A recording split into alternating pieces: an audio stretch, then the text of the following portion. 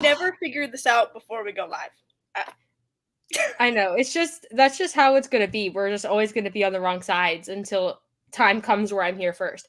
But anyway, welcome to Tag Talk, guys. This is going to be my favorite Tag Talk in a long time. I am feeling like I'm not here in my brain. But you know what? That's okay because I was going to feel this way anyway, regardless of my health. So here we are. I'm Kiley. This is Haley. And this Tag Talk, we're going to talk about Night of Champions a little bit. We're going to talk about Double or Nothing a lot of it. And it's going to be a lot of fun because the Elite is, Yeah, did something big happen yesterday or this weekend? Did it? I don't know. I feel like, listen, guys, we're going to talk a little bit about Jeff Jarrett and Jay Lethal and FTR because I feel like we're obligated. We're obligated. Yeah. But it's also like, you know what? I feel like we get to talk about whatever we want to talk about, and that's that. I never queued up my We Are Live tweet, so I'm going to do that right now. Okay. But before I do that, we have a very, very generous super chat from our friend Matt, who says, because of my business partners on the Fightful main channel, I'm not at liberty to say how awesome Haley and Kiley are. So who does Kenny enlist at Forbidden Door to deal with the BCC? This is an interesting thing to start with. So I thank you, first of all, for the super chat.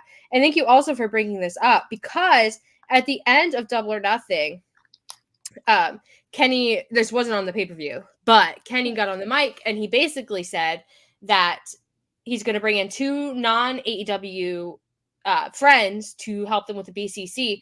I think a lot of people assumed the BCC Elite feud would be done at Double or Nothing. Haley and I did not. I don't remember when we talked about it, but we had a plan. Yeah. And this was step 1. So Haley and I know what we're doing. But that's really, really interesting because at the end of the show, people were chanting Ibushi.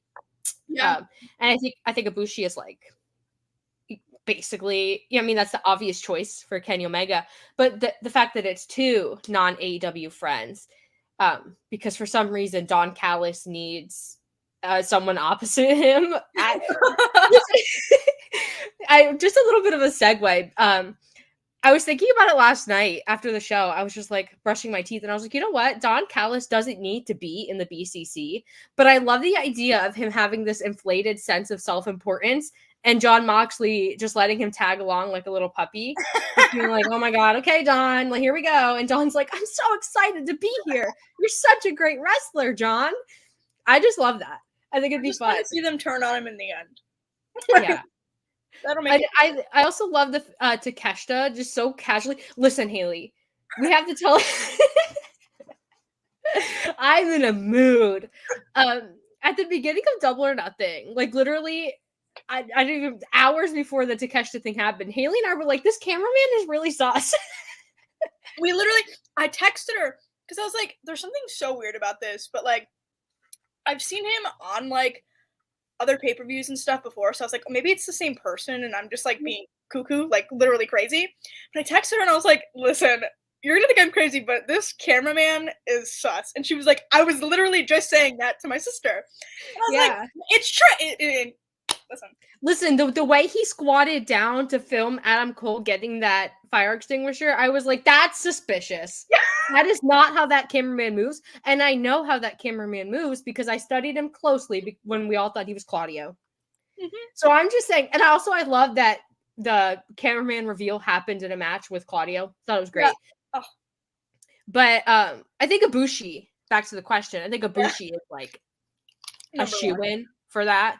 I don't know who else though. Like a lot of people saying Okada maybe because the BCC, Moxley and Claudio are teaming with Shota Umino against Okada and company. So maybe Okada, that'd be kind of fun.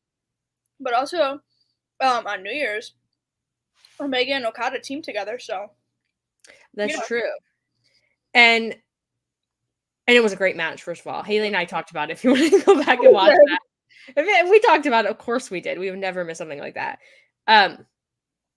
But I think it's like really interesting. And Double or Nothing, I mean, we'll talk about it, but I think Forbidden Door is going to be an excellent show because there's a lot of talent that were injured last year who aren't And so I think we're going to have some fun with it. But thank you for the question. If you guys have a question or a comment or something that you want read on air, make sure to submit a super chat.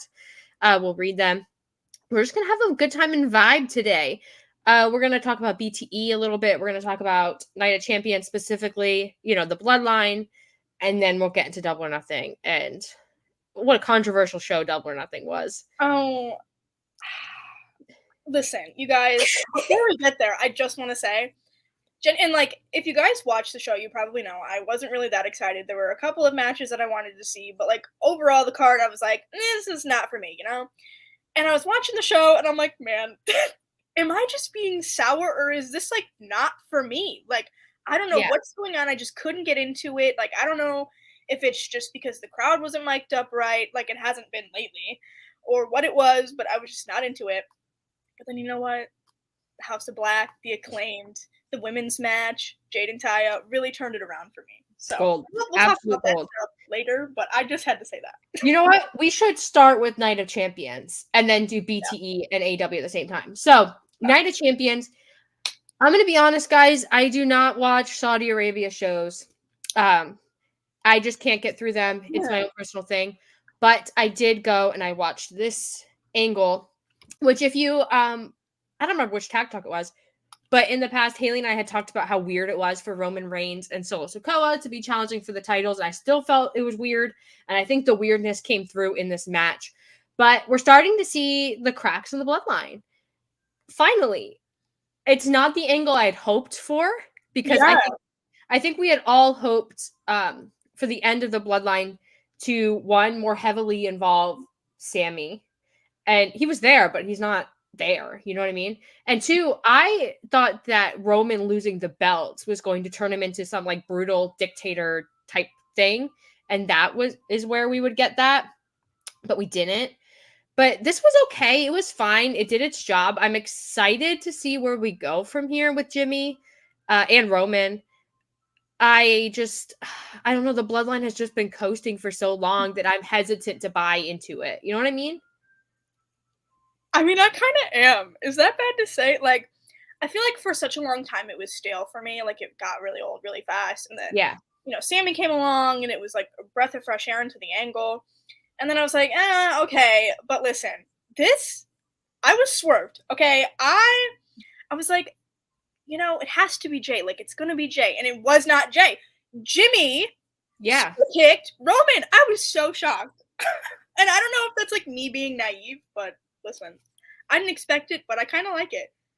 Yeah, and I like a little bit of unpredictability, my bad, in my wrestling angles. Also, if you hear an ice cream truck, you're not crazy. There's an ice cream truck outside of my house right now. It's summer in Florida. That's what you do. But back to wrestling. I'm interested to see where it goes from here because the whole Cody Brock thing, I think a lot of people, when like their fantasy booking, the bloodline, Cody and Brock is so central to a lot of people's theories about where we go. Cody beats Roman at WrestleMania next year. But like they're in two different islands. Like Cody's on a different brand. Yeah. So there's all these obstacles to get through. And there's a lot of ways they could go with the end of the bloodline. If they end the bloodline, they could totally keep the bloodline going. That's like totally plausible. I'm not sure it'd be the best route, but they could. Roman being champion for the next year, basically. It's only been a month since WrestleMania, which is wild. But I don't know. I'm like, we're walking on thin ice, I feel like. Because to me, they had a shoe and angle ending at WrestleMania. They had so much they could do with it, and they didn't. So now I'm like, oh, I'm so iffy about it. I'm excited because I love the Usos not being little lapdogs. Solo Sikoa is there and he's teaming with Roman, which is of course great. There's just other things in WWE that I think I like more, which sucks. Fair. And like I understand the hesitation because like I'm kind of in the same spot. Like I feel like you just get burned a lot, especially with WWE storylines. Yeah. But I don't know. I kind of like what we've seen so far and how this is going. Obviously, we'll see what happens on SmackDown and stuff. But I don't know, like something about Jay, like Jimmy forcing Jay to have to pick between his brother and Roman is really interesting. Yeah. Because Jimmy was like, I'm doing something that like you couldn't do, and like I don't know, I think that that's really interesting. I like that. Yeah, and we don't often, at least in this current era of WWE, we don't get these kind of stories. These, relatable, emotional stories. I think a lot of WWE stories are, if they do touch on sort of real issues, they're a little bit more lighthearted to suit the audience that watches WWE. So I'm excited about it. I am. Maybe I'm not down on the bloodline. Maybe I'm a little bit down on Roman Reigns. I'm still a little bit bitter about WrestleMania. But regardless, also, listen, I'm going to be straight up honest, and we're not going to harp on Cody for a long time, but what are we doing? I A broken arm storyline? I don't like it. And the Cody needs adversity thing, now they're giving him fake broken arms to give him adversity. Oh boy. It's just a lot. It's certainly a thing. It is It's certainly Codyverse. It's so Codyverse, and yeah. the Cody lives for this kind of stuff. But like, someone needs to look him in the eye and tell him, Cody, this is a little bit too far. You're gonna fake a broken arm. It's 2023. It's not. Oh my god, this is gonna be so offensive to people. It's 2023. It's not 1980. Like, we've come a long way. So I don't know. And Brock was great at Night of Champions. Overall, WWE and AEW, I would say, are in like a weird kind of middle crossroads area. No pun intended. I'm surprised you said that, because a lot of people were telling you specifically that, like, to keep the same energy about AEW and WWE. And look, you're doing it. You're doing it. If you guys follow me on Twitter, last week, there were so many people telling me that I was like letting AEW slide, and I was letting AEW get away with things that I shouldn't. And I'm like, who do you think I am? Do you watch my shows? Like, not just Tag Talk. Like, even if you don't watch Tag Talk or any other podcast or anything you do, like, you're very public about it online. So, yeah. I don't know.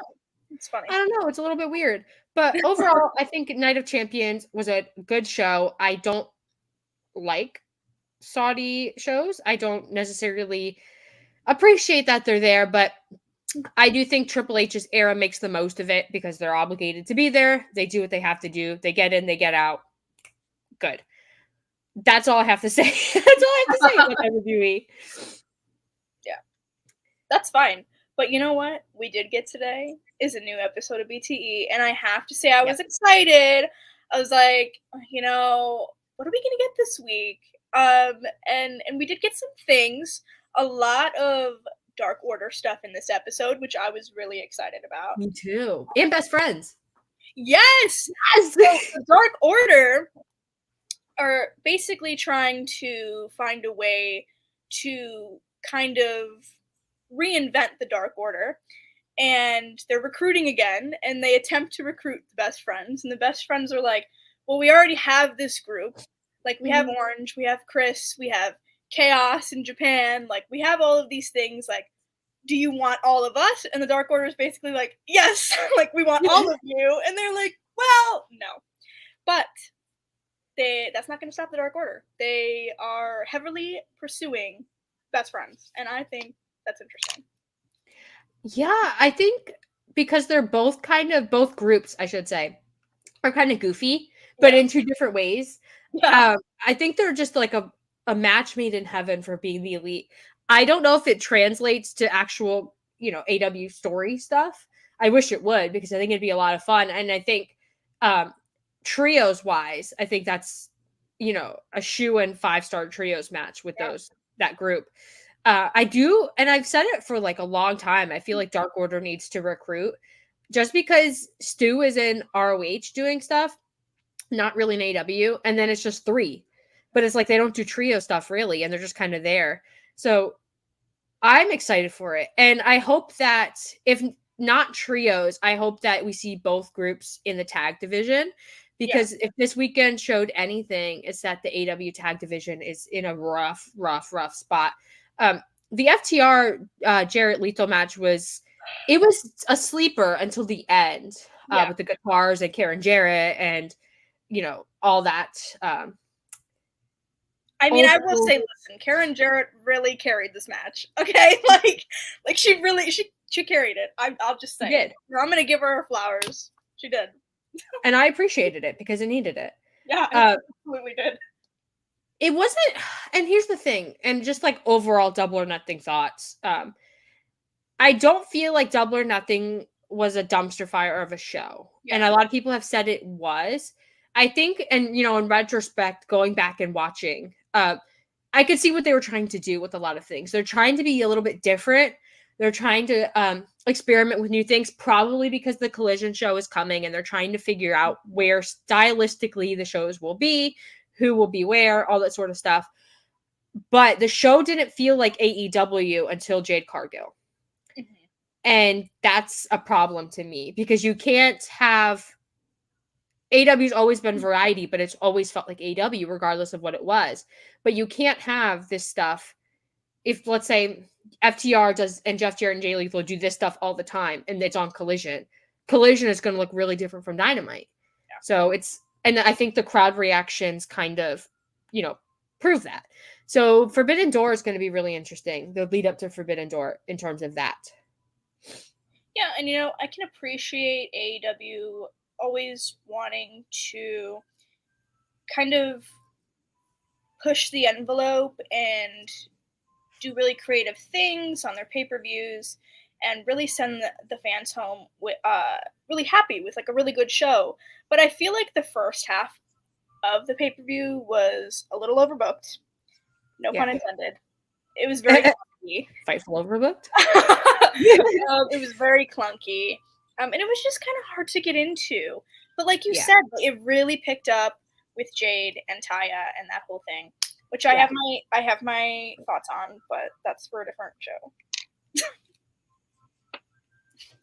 Yes, but back to being the Elite. We had Dark Order, we had Best Friends, and we had the Elite, who I loved their little backstage segments looking all sad and lonesome. Hangman at the airport looking sad and lonesome was interesting.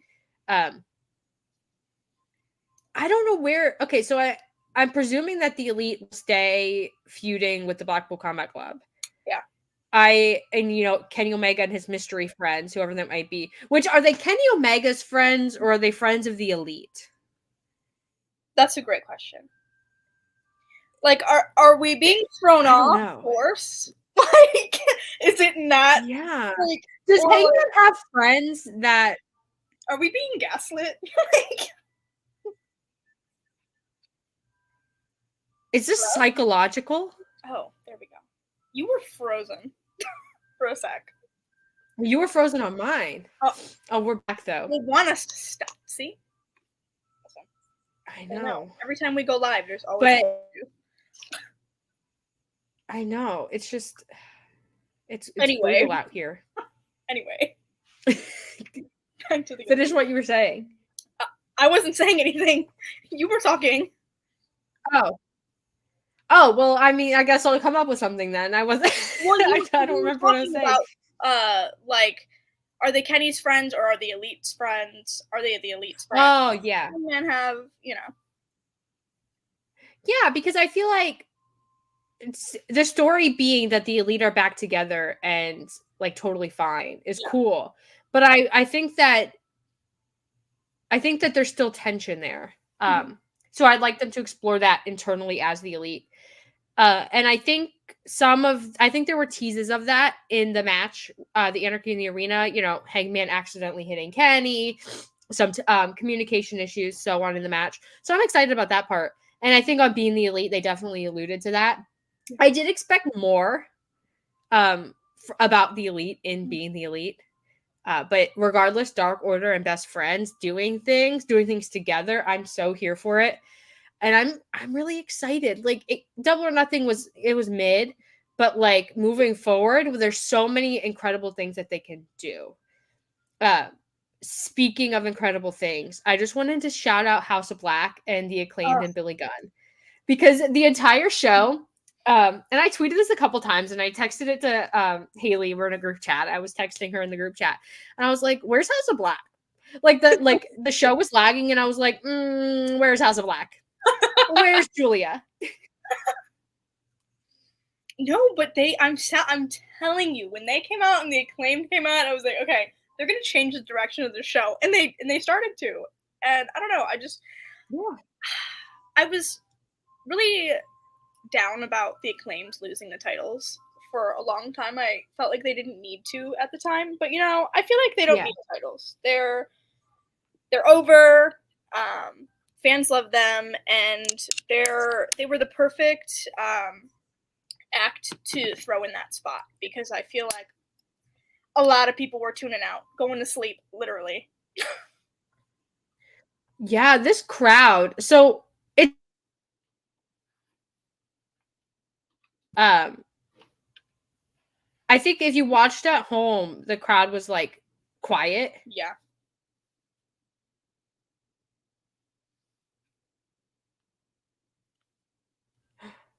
And then, oh no. This is ridiculous. What is happening to us? No. Okay, am I back? Yes. Okay. I know, guys. I know. I don't know what's going on. My Wi-Fi is when there's like bad storms in Florida. Like I feel like you have more internet when there's tornadoes than you do. This is like my life, guys. This is what we put up with. But I was just saying, I think if you watched at home, the Double or Nothing crowd was like quiet and not great. There were people who were actually there who said that their section was super, super loud, and super energetic and what have you. But there were also people who said that it was really quiet and not a great crowd. So I don't know actually how good the crowd was, if they were mic'd poorly, if they were just bad. I don't know. But I think a lot of matches really did suffer because of the crowd, to be honest. But the Acclaimed, when the Acclaimed's music hit and Max Caster did his rap. That rap. That rap was a lot. There was so much. Like, he would say something and I would giggle, and then he would say something and it would get worse. I was like, I don't know if I should be laughing. Like, what the heck is going on? But you know what? I'm here for it because we needed it. We did. But the match was really good. The Acclaimed were great as always. House of Black was great as always. I am ready for the House of Black, though, to get like a real serious feud for Forbidden Door. And I would like to see that established Wednesday. Because we don't have a whole lot announced for this Dynamite. But I'm hoping that we'll just like, because the show, I mean, the pay-per-view was kind of mid and people know it was kind of mid. I'm hoping they really go all out for Dynamite and make a great show and really, really get the ball rolling on a lot of things. So I'm hoping House of Black falls into the category of getting the ball rolling, especially with Collision coming up in a few weeks. And House of Black is, on the posters for Collision and whatever. I think we need to get some stuff planned. If we're going to have a new show, it has to have things. You can't just, throw CM Punk out there and be like, hello, this is Collision. It's CM Punk. And then we'll just figure out stories from there. You know what I mean? Yeah. And I guess I'm kind of feeling the same about the tag division as well. Because I was under the assumption that Aussie Open would eventually take the titles off of FTR and they would stay on Dynamite and whatever. But are they moving to Collision? Like, what's happening? I don't know. Yeah, we're definitely going to need some clarity. And I don't know how they'll do it. We don't need like a draft situation, but we do need like some indication of who is going to be Dynamite, who's going to be Collision. Because if they're doing a brand split, I would like to know what I'm getting on Wednesday and what I'm getting on Saturday. Like I don't want to have to tune in and like tally off. Okay, like I'm taking attendance, like a teacher. Okay, here. Oh, there's the Young Bucks. I don't want to have to do that. So maybe like just a graphic, or maybe like on the AW roster website, like something that says Dynamite, Collision, whatever, something, because we need it. But I'm excited about it. House of Black and FTR are in this weird spot where they feel directionless. And that's scary because they're your champions. Yes. and major stars too. Like we're not talking about like some low card Yeah. rando. Like this is FTR and the House of Black. So we need direction there. Like it's weird to me. It's like Double or Nothing was definitely like two completely different shows. Like at the end, you had these incredible stories with Chris Statlander returning, and Jade being dethroned and going off, and I'm presuming she's gonna work with someone up on the card. I don't know if Jade goes to Collision or not. I've been thinking about it for a few days. I really don't know. But regardless, I'm presuming maybe she'll get involved with the homegrown thing. I have no idea. But she's on to bigger and better things. And then you had the Pillars match. The Pillars match was excellent. It coming out of that, you have MJF still champion, but like a lot of stories there. Like they have direction. Those people have direction. And the Elite and House and BCC, like that's AEW. Like that is their mainstay. That's their bread and butter, is that feud. So of course they have direction. But it's like so many people who are important are just there. Like it's, and I don't want to be too overly critical about this show because at the end of the day, it wasn't awful, but this Dynamite has a lot of work to do to like fill in some gaps, I think. I agree. I don't know. I feel like a lot of it, and I don't want to blame the Elite, but I feel like a lot of it may have been due to that kind of feud and like getting them back on track, getting that story back on track, and the stuff with Hangman. Like I feel like maybe that is what kind of took up a lot of time. But I hope now that the first phase of that is kind of out of the way, we get back on track now. I just want to address this. They said it'd be a soft brand split and the titles will be free flowing. Well, yeah, the titles free flowing thing has been, the idea floating around for like since Collision was rumored. But if you're gonna have champions, they have to have feuds, and you can. My opinion, it's a bad idea to have feuds going back and forth between Dynamite and Collision that are the same feuds. Like if I don't know, Britt Baker is feuding with Toni Storm, she doesn't need to be featured on both shows. If that makes sense. Like the beauty of Collision is that you get more. You don't just get Dynamite again. You know what I mean? It's like Rampage too. Like that to me, that would almost feel like a baby Rampage. Like they already have that where kind of the Dynamite stories flow over onto Rampage a lot of the time. Yeah. So I just feel like Collision has to be like its own thing. Yeah, that's what I was getting at, is that we need structure there. Mm-hmm. And I think Double or Nothing proved that we need structure. But overall the tag was like fine, the trios was fine, but it's not what I'm used to from AEW. And just looking back at tag matches or tag title matches, and trios feuds from the last 2 years or so, where like those are clear deficits in AEW, and I don't know what the problem is. And like Haley and I talked about this on Twitter. It feels like the show, apart from the Battle Royal, which was excellent, highly recommend, loved it. It feels like the show was front loaded with matches that people were already iffy about the story and the booking and everything, and then the end was great. But it's whoever paced the card, like there's problems there. And even matches that I expected to maybe not deliver but be fine, like Chris Jericho and Adam Cole, didn't interest me at all. Like they dragged. And I love Adam Cole. I really couldn't. No. Yeah. And it's going to continue because on Dynamite we're getting a mixed tag, which is Chris Jericho and Saraya versus Adam Cole and Britt Baker, which why we're continuing it, I don't know. It's kind of annoying, to be honest. I don't necessarily understand why it's happening, but apart from the fact that Chris Jericho loves his feuds to go on 6 months past when they should end. It's true. It's true. It's like I like mixed tags because I think they, we never really get to see, men and women in AEW working together like that. But it's also like, I'm done with it. Like, okay, Britt Baker, she's going to get a kendo stick and she's going to beat Chris Jericho.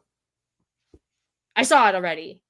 Honestly, though, I want to see more of Brit like that. Like, I Like kind of liked violent. the tease. Yeah, like, I kind of liked the tease of that. Like, I don't know. It's interesting because I definitely do think we're still going for a Hater Britt Baker split. They've been teasing Britt's jealousy. We're still going there, even though Jamie Hayter lost the title and she's injured. Apparently, she's been beat up for a long time. I still think we're going there. Uh, I don't know how they'll pull it off. I don't know what the story will be, but that would be an interesting little wrinkle in Britt Baker's character if she's just like insane. I agree. And I agree with the Jamie and Britt stuff. I feel like I've been on that horse for like a year and a half. Yeah. And every time I think they're gonna pull the trigger, I'm like, oh, they're gonna do it. Like she's gonna turn, and they never do.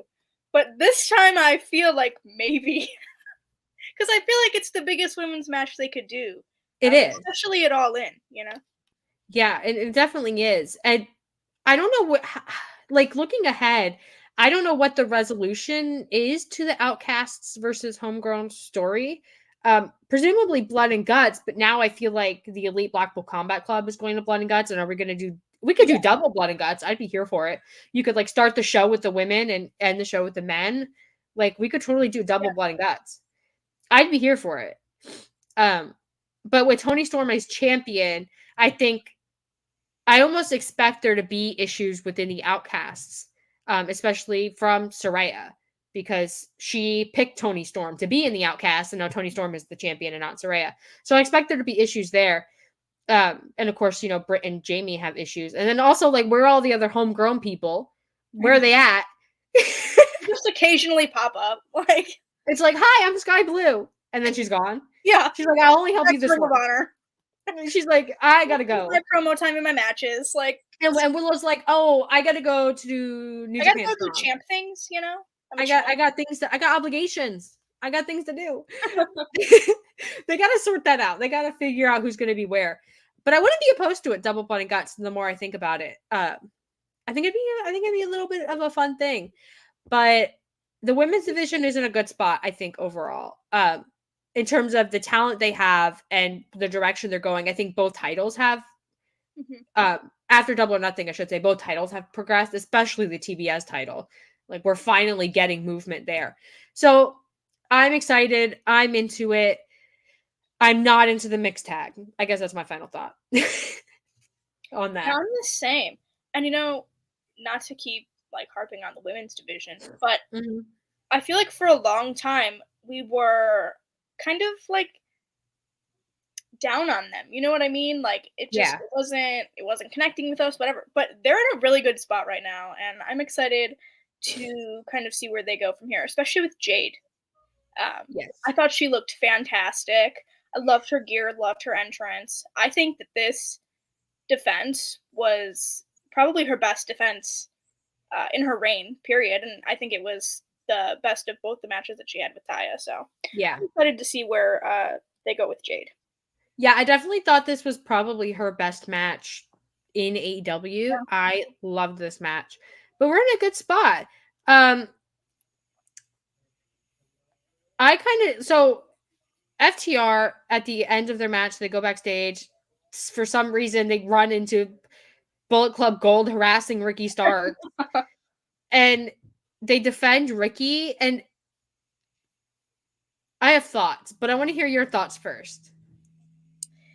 Well, I guess I should. Okay, so after the match, I was like, okay, is somebody gonna come out? Like, are we gonna get something here or no? And we didn't. But I was like, I was looking ahead to kind of Forbidden Door and like what they could do there. And like Kiley and I were talking about it, and I was like, okay, but what if they pull from Impact and do Ace and Chris Bay? Like, I would love to see that match. Yeah. And then they go backstage, and there's Bullet Club Gold, and I'm like, Bullet Club adjacent, like Bullet Club versus Bullet Club. Like, I don't know. Now I have a wide range of thoughts. Shout out to Kate. We love Kate. Oh, you never do well. You lead us exactly where we're supposed to be. the best episode we've ever done was the episode last week when Kate. I'll have to watch it, guys. It's almost 2 hours, but like once Kate comes in, it's like chaos and madness. It's anarchy on Fightful Overbooked. But Bullet Club Gold is really. I'm a little like concerned because I do think the Impact thing is interesting. Yeah. I don't like the Bullet Club Gold name, but from the Battle Royal, they made it pretty far, but they didn't make it to where I thought they would. Oh yeah. I thought that like Jay would be the last one. Oh yeah. If I thought Swerve, I predicted Swerve would win it because I think they're really high on him. But I expected Jay to be there, but he wasn't. So I'm not sure that he's still feuding with Ricky Starks, I guess. I'm not sure where FTR fits into it, and I don't want Ricky to get overshadowed by FTR in some weird, Bullet Club Gold FTR feud. I don't want him to be like the side piece to that. And I'm not sure. I just don't know. And I love Bullet Club Gold versus FTR because I think that is an infinitely better feud than some of the other options they have, like Jeff Jarrett and Jay Lethal. But it's the setup is like I guess it's this angle with Ricky. Yeah. That's what's really tripping me up. And I get it. And Haley and I have, both talked about this. I really do think that FTR versus Aussie Open was the goal, especially with Aussie Open being signed. Of course, that didn't happen. So this is like a nice little second best, I guess. There's like New Japan vibes with it. Poor Ricky. Like Jay White versus Ricky Starks is a better feud for Ricky Starks and Jay White, I think. I agree. And then it begs the question of like, okay, is it going to be a trios thing? Like, do we see ELP then? Because there were teases of that online. Like, is that the direction that we're going? I don't know. Yeah, and I don't know. I trust the process because these are all like super talented guys, and I don't feel like there's any weak links. And I think if anybody's going to make sure he doesn't get overshadowed in this feud, it's Ricky. Oh, yeah. I don't see the connection between FTR and Ricky besides FTR being like, little country gentlemen saving poor Ricky. I don't know. I guess that's where we're going. I don't know. But ultimately, I do think Bullet Club, I think, has faded from the consciousness of a lot of North American wrestling fans. And Bullet Club Gold is a little strange. Bullet Club and Impact is a little strange. But if we can tie it together somehow, and we can make it work at Forbidden Door, then it doesn't matter that Bullet Club is lame in Japan, because Bullet Club isn't lame in North America, and we can just pretend. Period. Why not? But I also wanted to bring up, while we're kind of talking about Bullet Club Gold, we also kind of saw a little bit of Jay versus Penta. And I was like, man, that'd be such a good match, the Lucha Bros versus Bullet Club Gold. That'd be so good. Yeah, the Lucha Bros, I think there's a lot of mileage in the Lucha Bros, as, in Ring of Honor, of course. But I think and it's so weird because they've had a lot of really great matches in AW. Yeah. But I think in terms of actual stories that are the Lucha Bros and not Death Triangle, like they apart from the Young Bucks, like the Lucha Bros haven't had a defining feud. You know what I mean? I think they're long overdue for something. Their tag title run was, I think, it was fine. But I think that they're due for something, really substantial. I think they really have been forgotten about in the tag division. At FTR Lucha Bros, that's a great match. And I think that could be a great feud. Bullet Club Lucha Bros. I think you get a lot of unique matchups out of that. There's a lot of ways they could go with it. But I think ultimately what the Battle Royal proved is that AEW is so stacked with talent that there's no excuse for Jeff Jarrett and Jay Lethal to get another shot at the next pay-per-view. If they get another tag title shot at the next pay-per-view, a trio shot at the next pay-per-view, a TNT title shot, and an international title shot, I don't care what it is. If they are in a title picture, again, I'm going to lose my mind. I am going to go actually crazy. I'll just be like catatonic. Like, I'll just be dead. Like, I cannot do it again. And like Kylie and I were joking about it, but I was like, man, if Jeff Jarrett and Jay Lethal win, I don't think we're gonna be able to come back to Tag Talk. Like, I think tomorrow's episode may be the last, and we're gonna have to retire the show. I tweeted that if they won, we were retiring. We were done. If I had to come on here and talk about Jeff Jarrett winning the AEW World Tag Team titles in 2023, I would have retired. I would have signed my letter of resignation. I would have called Jeremy Lambert and retired. It would have been true. I was like, there's no way. And listen, there were a couple near falls where I was like, no way. You really had me for a sec. I was like, no chance. No chance. But FTR winning is the right choice, and I'm glad they did. But like, I was scared. I'll admit, guys, I was scared. I was scared for a little bit. Jeff Jarrett and Jay Lethal have no business being AEW Tag Team Champions, especially when we just got through the title reign of the Guns. Like, if we went Guns, FTR, Jeff Jarrett, Jay Lethal, like, that would have been like my last straw, I think. I would have quit wrestling. I would go watch NWA. I'd be like, I like something today. I think absolutely not. I would have called Billy Corgan and been like, hey, you know some wrestling I can watch? Because I cannot watch Jeff Jarrett. Listen, I've had beef with Jeff Jarrett since I was a toddler. There's something about him. I just feel like the animosity is there. So what she's saying is we're never gonna have Jeff Jarrett and Jay Lethal as guests on Tag Talk. Listen, I mean, I wouldn't be opposed to it. I could confront him on camera, like, Jeff Jarrett. No. I'll have my whiteboard under my desk. I'll make like a list of offenses. No. Also, Kate, no, I'm not okay. That's the reason that I'm not okay. But I think Jeff Jarrett is less okay. That's listen. Okay. And Kate was the one who yesterday on Twitter said Jeff Jarrett is like human Ambien. So you don't get to talk. But yeah, I did buy into a lot of the near falls. It was like an okay match, and I'll have to go back and rewatch it because the entire time I was like so annoyed that it's Jeff Jarrett. I was like, oh, this is Jeff Jarrett. And I spent more time on Twitter talking to Haley than I did watching the match. I did. I was like, and Kate. I talked to Kate a little bit too, but I'll have to go back and rewatch it. But FTR, and I guess if you compare FTR this time last year to FTR now, it's like there's some. It's I don't really know. Night and day. Like, yeah, I don't know. Like, I don't know what the problem is. Like, their music hits and they get a pop, of course, but it's not like last year's pops that they were getting. And I think Forbidden Door is a great place to revitalize a lot of people in AEW. I said it on Twitter. I think Ethan Page should get like a good singles opponent for Forbidden Door. Really get, and Hook, really get like these undercard guys going to fill in spots, especially if you're going to have a new show. They really need, some mid-card stars. And I think FTR is in that spot. I don't know, like, Aussie Open is like the hole in, that's like the hole in one. That's like the match for them. Yeah, and they need to give Kyle Fletcher something too. I know, but it's like, okay, if not Aussie Open, Bullet Club Gold, but like they're not New Japan. That's not Forbidden Door.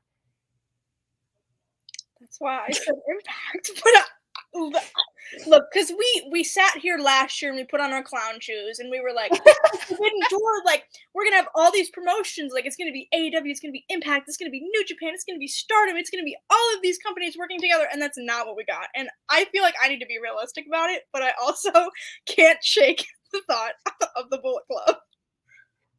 And it's the weirdest thing because I think it's because the Elite are back together that we're just like, oh my god, Bullet Club. Like, oh, where's Tama Tonga? Like, we have unfinished business with Tama Tonga and the Elite, and like most of the Bullet Club and the Elite. And maybe that's where they go. Maybe they do some like Bullet Club configuration. Maybe the Elite and Adam Cole. I don't know, but we're like fantasy booking Forbidden Door now. That's another episode. That's another episode. We'll talk about that like more towards Forbidden Door. Yeah. But yeah, I don't know this Ricky Starks angle. I'm willing to give it the benefit of the doubt. The Hardys came and it was the Hardys and Hook, which was a weird matchup. I'm gonna be honest. Ethan Page and the Guns, which oh my god. But if that match proved anything, it's that Hook and Ethan Page are single stars. Absolutely. I do have unfinished business with Tama Kate. I do. That's a headline. Jeremy, run it. Just like one, just Kylie Tama. Listen, I do. There's so many wrestlers that like they offend me so personally that I just push them from my mind and like the wounds fester. But I do think back to Ethan Page. I do think Ethan Page is so underrated. Yeah. And I'm excited. And I know, Zack Sabre Jr. Danielson is, the match, the technical showcase match. But if Danielson is, doing something else, I think Hook, Zack Sabre Jr. is a good little match. I'd be into it. I'm just saying. And I feel like that'd be a really good test for Hook, too. Yeah, I think Hook is like long overdue for something like that. Yeah, he hasn't had a like long extended feud like that. And he hasn't. That. And it's really a shame because I feel like Hook should have I feel like he should have advanced, past where he is now. Not that I feel like he's overrated because I think Hook is an incredible talent and, his debut and hit that rookie run he had incredible. But like AW needs to do something now. You can't just keep putting Hook in matches and letting him be cool and then just be like, oh, like you had Hookhausen. And you had like, Jungle Hook. You have all these things. Like people are proving to you that Hook is a draw. Hook is a star. The women love Hook. Everybody loves Hook. Give him something. Please. Yeah. We are begging. Like it is not rocket science. No. I feel like, and we're not even asking for like crazy things for AEW, which is the wild thing. Like that's the wildest part of this all is that AEW used to just give you what you asked for. And now it's like they're fighting the crowd for things. It's like the crowd does not want this thing. And Tony Khan is like, oh, but I do. So we're just going to do it. And I'm like, stop. Yeah, it's giving very the other company. Very the other company quotes. That's a headline. It's giving very the other company. Haley's Double or Nothing review. It's giving very the other company. But yeah, I do think AEW fans can be dramatic. I can be absolutely. I'm one of them. Haley can be dramatic. Like it is what it is. But I also feel like there's some weird stuff. Some weird, stuff happening in AEW that they need to fix. But it's not crazy. Like, I don't think that pay-per-view overall is bad. I think ending with the Elite. Like, AEW is dead because they put on a mid pay-per-view. Like, they can definitely fix it, and they'll be fine. Yeah. And I think, if anything, the main event, the Anarchy in the Arena, which we could talk about now, the Elite and Blackpool Combat Club, which are the stars of AEW, if we're being completely honest, that proved that AEW is fine. The crowd was super into it. AEW knows what to do. And it's stuff like that. And stuff like Jade and Taya. And they just have to do it. You just have to do that. I did love, and I know Haley's going to want to talk about this, there were shades when Kenny and Hangman were in the ring and they were, wrestling as a tag team. There's shades of Kenny and Ibushi. Like they were doing a lot of things that Kenny used to do with Ibushi and a lot of like Golden Lovers-esque things that I am now. I don't know if Ibushi's going to AEW. I don't know if he's going to show up. I don't know if he's the friend that Kenny is talking about, but clearly he's on Kenny's mind. That's what I'm going to say. Yeah. And I don't know, the more bang for your buck vibes, like that's literally one of my favorite moves in wrestling. I love more bang for your buck. But anyway, Anarchy in the Arena. I wanted to add, the beginning of this match was crazy. The music, so much chaos at once. Listen, a great example of what my ADHD brain is like in real life. Like the music playing and all the chaos, that's what my ADHD is like. I could not focus. It was way too much. Like, and it was wild because like the camera would cut to Matt Jackson, and then it would cut to someone else and it would cut back to Matt Jackson. He's in a completely different place fighting someone completely. He's in the concessions. Yeah, he's like 2 miles down the road. Yeah. just like in the back of a pickup. he's like in the bushes. It's just wild. Like they were moving. They were going for it. Yeah. And there was like immediate blood. And not even like Kenny Omega or John Moxley. It's Rick Knox. Yeah. Like immediate. He's like, I got you guys. We need blood. I'll take one for the team. He blades. And then Moxley picks him up and he's like bleeding everywhere. Listen, I loved it. I know people are iffy about ref bumps and like refs getting involved with things like that, but I loved it. I thought it was great. And the music looping, a nice little callback to last year. Listen, I was into it. It kept going and going and going, but it got to the point where I was like, okay, I'm done. Like I'm stimulated. I am ready to be done. And you know what happened once I was ready to be done? The Young Bucks came in and they said, and it was over. Yeah. It was perfectly timed. And I tweeted, thank you, Young Bucks. Yeah, because we needed that. But this match was full of so many just chaotic things and callbacks, like John Moxley with the poker chip with the barbed wire. Yeah. The poker chip that started the Omega Moxley feud, the barbed wire death match. Matt Jackson with his exploding shoes. Which, can we talk about that for a second? Yes. It needs. I knew you wanted to. It needs its own moment. Okay, listen. He hobbled back into that ring, and I was like, okay, he's gonna hit a super kick. Like we've seen that, and then all of a sudden, like it just exploded, and I was like, wait, what just happened? It scared me. Me too. I wasn't expecting it. I thought, okay, I've never seen an exploding shoe before, which is not. I feel like, I feel like that's not an insane thing to say. Yeah. Like it's not, but he did it, and it was in Moxley's face. Yeah. And I was like I was scared. I was in shades of that the match, and I was like, oh no, like not again. But and poor Matt Jackson, he put his feet through the ringer in this show. He was like, abuse my feet, like ruin them. Matt Jackson's wiki feet page after Double or Nothing 2023. I like to think it was a compromise. He's like, look, my bicep is kind of healed, but maybe not all the way. So like, stay away from my arms. You can have my feet. And they went for it.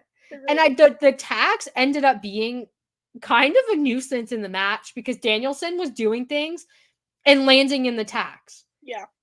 And it was like tacks in his hands, tacks in his legs, which, is the risk you take when you use tacks. But the shot of the tacks in the heel of Matt Jackson's foot. Like the mouth, whatever. I'll get over it. I don't care about that. The heel. Something about that was insane. And the exploding shoe. Oh no. The exploding shoe. Oh no. Why? Oh no. I saw you and Haley said, oh no. And I just automatically was like, oh God, what happened? What, you think you're in trouble or something? No, I just absolutely not. Jeremy with the run in, you never know what you're getting. I don't know. Well, listen, I mean, that's very true, honestly. You do never know what you're getting. But I thought this would be the perfect show because you girls are the elite girls. And I'm very angry after last night. I got to say, very angry over Takeshita and what he has done to the elite and siding with Don Callis and turning on Kenny Omega. And do you know how angry I am? I have this, right? Ooh. I have this, and I am so angry. We're done. We're done with the Cinnabon, okay? We're done with it. I don't want anything to do with Cinnabon anymore. Takeshita, get it out of here. No more.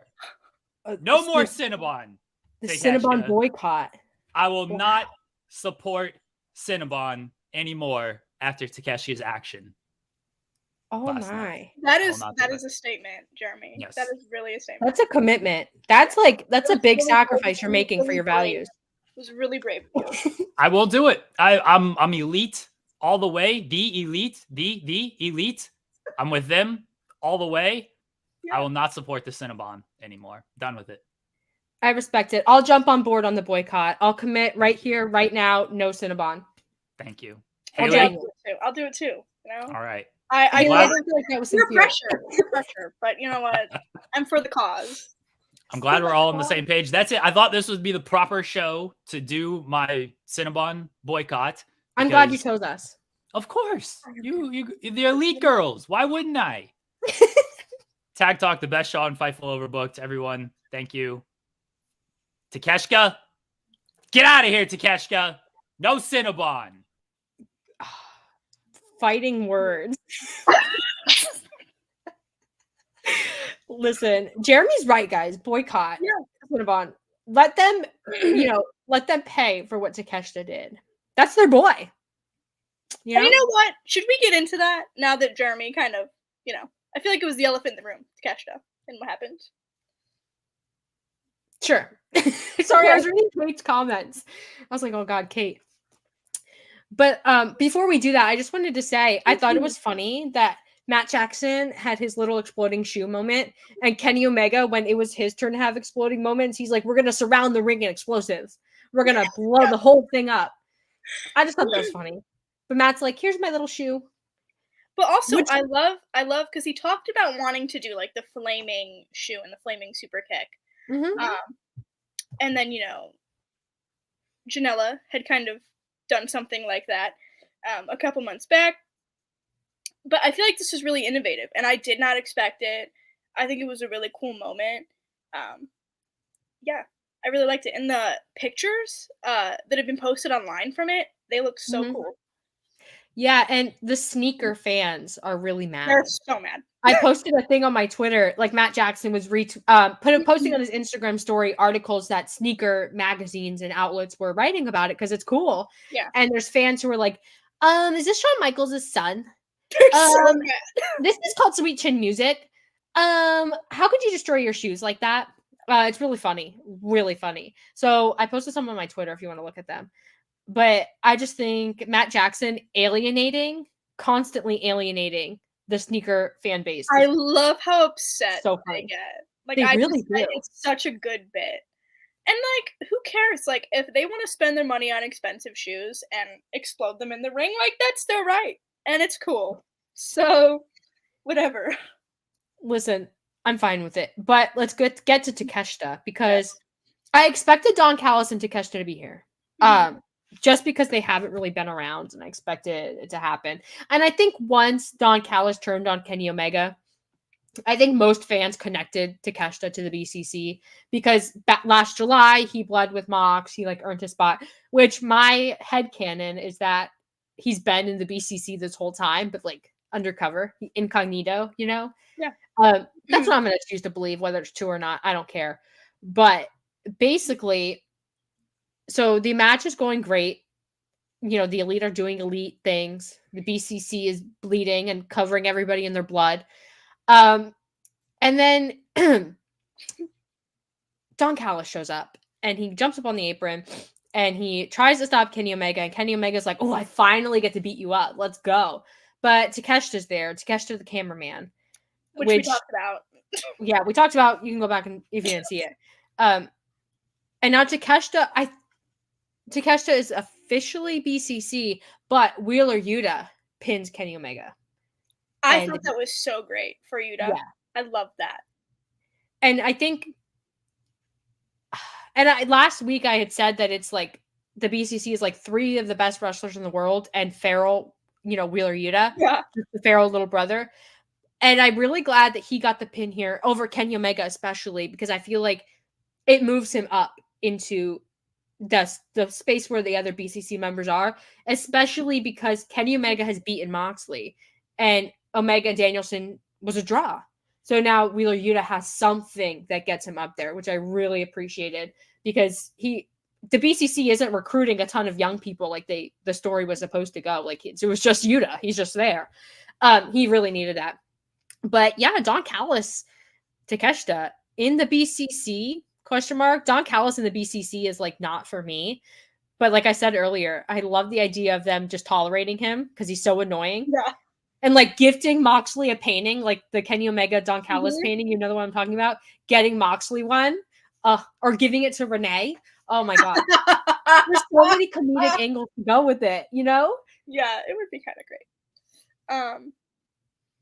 But yeah, and I think it's been interesting because I guess like we've been talking about it for a while and like this kind of happening, but to see the public meltdown online, like I don't know if we were just prepared, like overly prepared for this to happen, but people are so upset.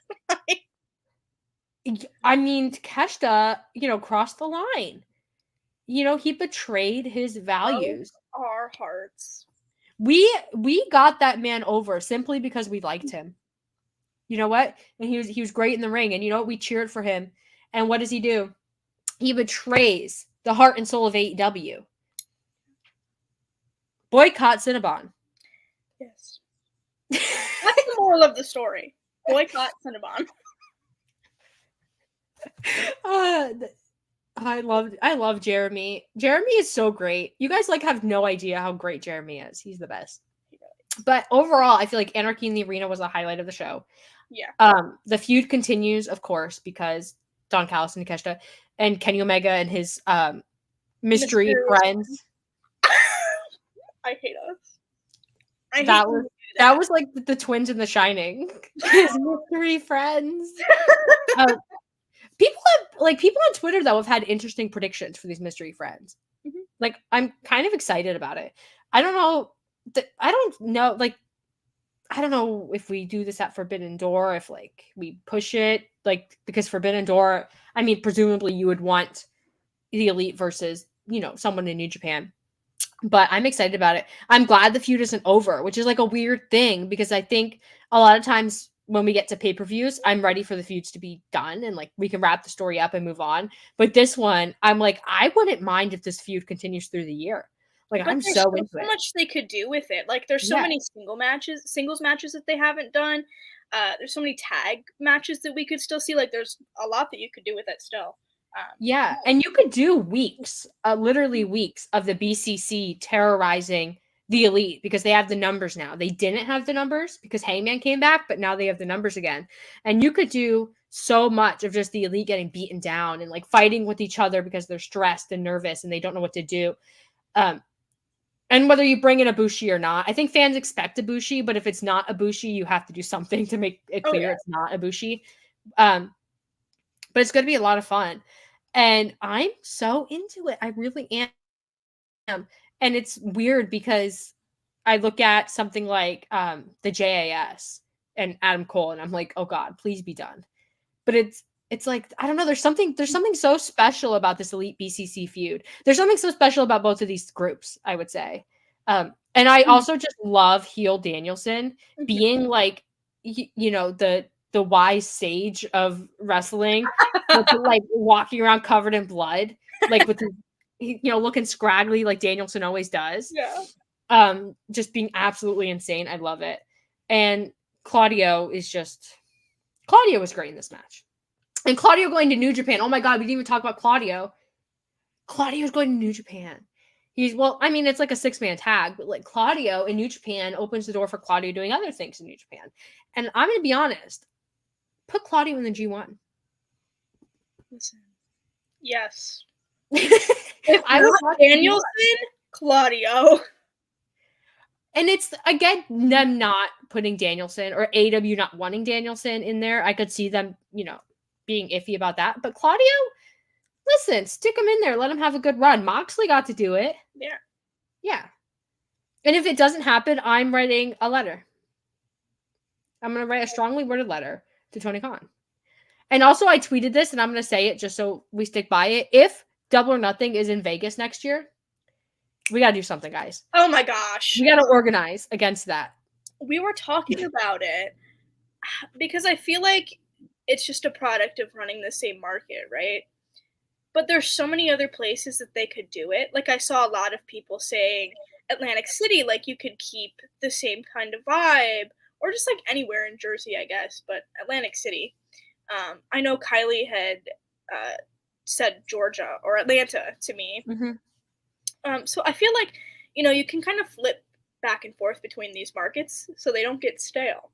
And I feel like Vegas is expensive and very touristy and busy, and people just don't want to go there. So, You're right. Like, so we're saying it now. Next year, if it's announced it's in Vegas. First of all, I know I'm not even going to get that much into it because I don't want to talk about businessy things because I just have opinions. But overall, I think Double or Nothing was fine. I think a lot of like the AW's over. AW needs to completely reinvent itself. I think a lot of that is like just over dramatized critiques and annoyingness. Twitter spins itself into these frenzies all the time. I think this is one of those examples. It was fine. AW is not dead. AW does not need to reinvent itself. I think there are issues creatively. But AW has like a whole new creative team. And it's like every week we're getting a report that some other wrestler is like advising Tony Khan. So it's like obviously there's going to be issues and they have to solve them. But there's a lot of promise in AW. I'm not mad about it. We're going to be fine. Everyone just needs to take a deep breath and just live with it. Just shh. Oh, I love that. Very like meditative, I Just like very mellow. We could do like ASMR. Like I could critique AW and just like ASMR it. People would pay for that, probably. I don't know if I would want them to. Something about that feels a little bit weird. That's what I'm saying. I'm a little bit like weirded out about that, not gonna lie. I do like ASMR cameos. And I'm like, hello. I love ASMR. So. I don't. It freaks me out. Really? Like someone whispers and I like feel like they're on me. But is it just like the voice whispers or like can you do like the other sounds like tapping? I love present rapping, like the sounds of paper folding. Yeah. I love knives on a cutting board. I love that, just like so rhythmic. And I love maybe not like keyboard clicks, but like clicks. Yeah. You know what I mean? I love those. But like anything with the mouth. Like I know people like the chewing ones. Yeah. I'd rather die. Although I do like the slime ones where they put like the slime and stuff over the mic. Like I like the like popping. I don't know, it just itches something in my brain. I do like slime videos. Like, on TikTok where there'll be like a story time or something and then a slime video. I love those because my brain can just zoom in on your page, Kylie. It's for the ADHD folks. Brilliant. For the ADHD folks, I'm sorry. It's just how it is. But don't expect an ASMR channel anytime soon, guys. I don't know if I could do it. Moral of the story, basically. Moral of the story. Did we talk about everything we wanted to talk about? I think so, yeah. Wow, what an efficient little show. And look, we got it done in a little over an hour, but you know what? Last week was 2, so. Listen, and we could keep talking about the Elite, but like, I don't know if people want a 2-hour Elite show. You guys, if you want a 2-hour Elite show, let us know and we can do that for you. I don't know how. I don't know. All I'm saying is, and I'm just. Oh my god, we didn't talk about the butterfly jeans. Oh. Okay, but can I say before we get to that? Yeah. When Ibushi shows up, I need you guys to know that Charlie, she's the other Elite girly, is definitely coming on Tag Talk for that, and it probably will be 2 hours. So we're a special breed, and when that happens, we have to band together. There's no one like me, you, and Charlie when it comes to this stuff. It's just insanity. But like we're always right, which is the funniest part of it all. Yeah. But anyway, Hangman, butterfly jeans. Way back when. Hangman wore butterfly jeans. Haley and I went crazy over it. Haley wrote an article. It's on her Twitter. Go find it. You tweeted it, right? I did. I tweeted it yesterday too. Oh yeah. Go find it. Go read it. It was incredible. But that was back when the Hung Bucks were like maybe reuniting, maybe not, and Tag Talk was insane. But Hangman shows up. First of all, he comes out with the Elite to carry on. Incredible. He gets into the ring. Him and Kenny Omega are looking at each other, singing to each other. Yes. And I look down, and Hangman has butterflies on his jeans. And so I'm like, Haley, oh my god, it's butterflies. And then I go back, to, because I want to get a picture of the butterflies to show Haley that there actually are butterflies. There's 5 butterflies. The last time I brought this up on Tag Talk, what was it, like last August, I think? And I brought this up, and people were like, Haley, you sound insane. And I was like, I know I do, but, like, I also know that they do this stuff on purpose. And then I was like, oh, okay, maybe it wasn't. But then, you know what? Last night really solidified it for me, and I was like, you know what? He did that for us. He really did. He really did. I loved it. And I loved that, well, first of all, they weren't matching, which I kind of want to see, like, matching gear. But I did like that the Bucks kind of had, like, the golden, like, tassely fringe. Shout out to Denise Cutler, by the way. That gear, probably some of my favorite Young Bucks gear that she's done so far, next to the All Out gear last year. But anyways, I liked that they had the fringe, the matching fringe with Hangman. Love that. I love that little detail. Listen, we could do a whole fashion analysis of these, but it was a lot. It was a lot of fun to see Hangman like back with the Elite. Yeah. He took off the eye patch, which I don't know. Kenny was dressed as like Captain Canada. Yeah. And Hangman was giving me Thor vibes. I'm just saying. I mean, Kenny did say on, I think it was last week's BTE or something, he called him Chris Hemsworth. Yeah. With the eye patch. So, you know what? Maybe they're just the Avengers. I think that's what we're going for. I think it really is. I'm into it. Which is, I mean, that makes Ibushi Bucky Barnes. Oh my god, there's oh my god. We cannot talk about this right now. We'll go for 4 more hours. We have to do a whole Elite Marvel analysis crossover now. Listen, I feel, oh my god, my mind is spinning. I am connecting the dots. And it's like, oh my god, Nick Jackson is Hulk and Matt is Iron Man. Because he's just, you know, fights and bites. Well, and you know what, too? Matt has talked about, you know, all of the, like, stuff that he's gotten, you know, injected and stuff into him. So, you know what, that makes sense. Yeah, you know what? Okay. You're following it. You're seeing the vision. A little. Listen, Nick can't be anybody but Hulk. Okay. Not just because he's like he's just there to like murder. Well, and you know what? I get it too, because like there's Bruce and then there's Hulk, right? So like yeah. There's feral Nick and then there's like everyday Nick. I get it. I think it was last week when you made a joke. What if Nick like knows everything that's going on and he just pretends he doesn't? Bruce and Hulk. Yeah. You know what? We cracked the case. We really did. Oh my god. And it probably has nothing whatsoever to do with the Avengers, but like no, I'm gonna believe we're just being stupid.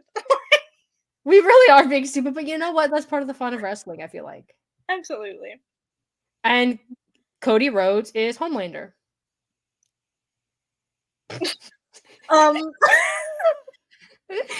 The good old days. Anyway, I loved their entrance. I loved seeing them all come out together.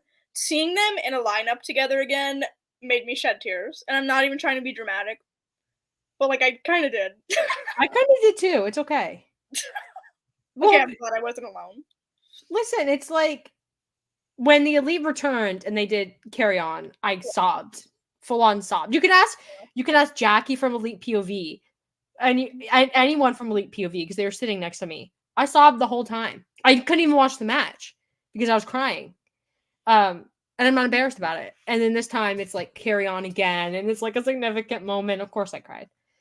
But I was really, really pleased with it. I love the Elite and the symbolism and the effort they put into the story. And I'm excited for the next chapter. Yes. And I also wanted to say, I wrote a part 2 to the butterfly thing.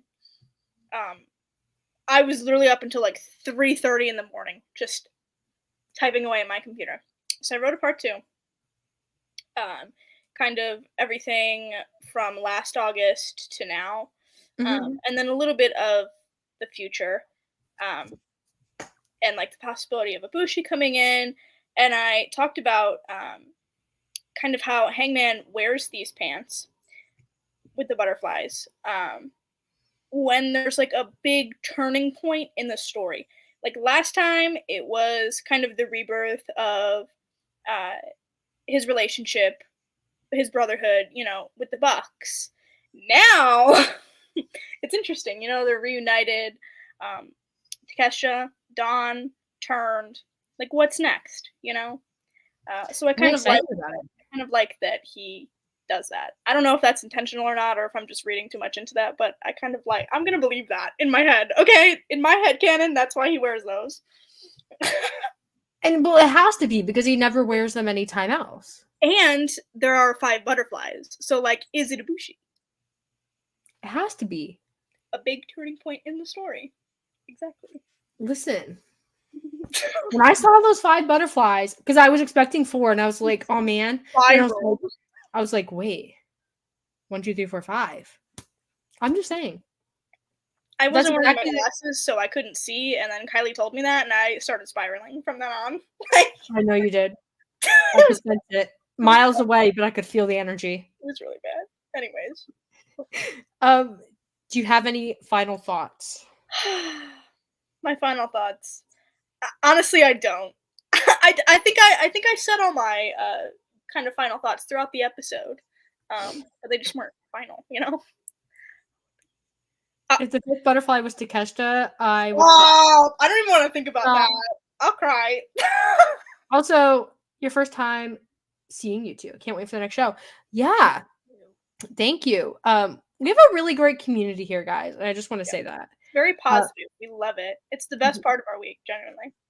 Yeah, and I feel like, listen, sometimes, you know, you get some bad people in the chat, but I love that you guys, you make sure everybody knows that they're bad people if they're ever in there, and I love that about you guys. And then I just block them and we move on. But we really do love you guys, and I love that you sit here and listen to us ramble. Especially for the last 20 minutes. Listen, so sometimes I listen to other wrestling podcasts and they're like so business and like so concise and stuff. And Tag Talk is like just insane. It's like butterflies and rainbows and then it like it's doom and gloom and crying. And then it's like, oh my God, but actually Kenny Omega is baby girl. And then and you guys just love it. And you know, I love it too. I love that we've created this community and there's no judgment. It's a judgment-free zone. You know, we all kind of accept each other's opinions and viewpoints and all that kind of stuff. And I really appreciate that. Yeah. I kind of interrupted your final thoughts. I didn't have any, so it's okay. Oh, okay. So, well, I mean, you can do your plugs and then I'll do my final thoughts and plugs. Okay, well, you know, you guys can follow me on Twitter at @HayleeAnn_. Yeah, I'm finalizing stuff for the cookbook, and I did find out that it's going to be on Amazon. So, I will post the link when that's live, but we're kind of finalizing the edits and stuff for that right now. But I'll let you guys know. I'm also working on something this week. I've been teasing it for a couple weeks, I know, but this week it's gonna happen, so stay tuned to my Twitter for that too. Yeah, pretty much just follow me on Twitter for basically anything I'm doing, because I always tweet. My final thoughts are Double or Nothing was not as bad as you guys made it, as some people made it seem. Yes. I'm really excited for the future of AEW. Let's go Forbidden Door. You can follow me on Twitter at @Fuller_Kiley, because everything I'm doing there. There are some things that I don't know when they're coming out, but I filmed a couple things this week with other people, so I'll tweet about them. You can find them there. And also, this is Fightful Overbooked. If this is your first time on Fightful Overbooked, hi. There's so many great shows on this channel. Like, you just go explore, and you'll find, like, the most, in my opinion, the most incredible wrestling media available. Like, Fightful Overbooked is my favorite place. It's such a, and we're all just great people, and it's such a close group. So subscribe to Fightful Overbooked, and welcome to Tag Talk. This is a show we normally talk about tag team wrestling. This was a little chaotic because we are, big elite fans, and we spiral, but that's okay because we do it every week. But we cover, tag team wrestling in general across promotions, not just AEW. So if you liked that sort of thing, subscribe to Fightful Overbooked, like this video, and comment below. Tell me your thoughts. I want to know, well, first of all, I want to know, do you think the 5th butterfly was Ibushi or Takeshita? That's important. And also, #boycott Cinnabon. Let's start the movement. Let's get it going. Tweet it on Twitter. Let the people know how you feel. We're starting a movement. All that being said, Tag Talk is live Monday, every Monday, 3 p.m. on Fightful Overbooked. Yeah. I think, did I cover everything in the blog? Yeah. Live You're the every master Monday. of the plug, you know? You really are. Yeah, and it's like I'm on autopilot, so when I finish it, my brain is like, did it go well? Did I do it? Just follow us both on Twitter, and you'll always get everything you need. You'll never miss a Tag Talk if you're following us. You'll never miss us on a show. We talk about our shows, everything we do, all the time on Twitter because we genuinely just love doing it, and it's a lot of fun. So you'll never miss anything. Thank you guys so much for joining us and being the best community ever. You guys are just honestly the best, and we will see you next week. Bye.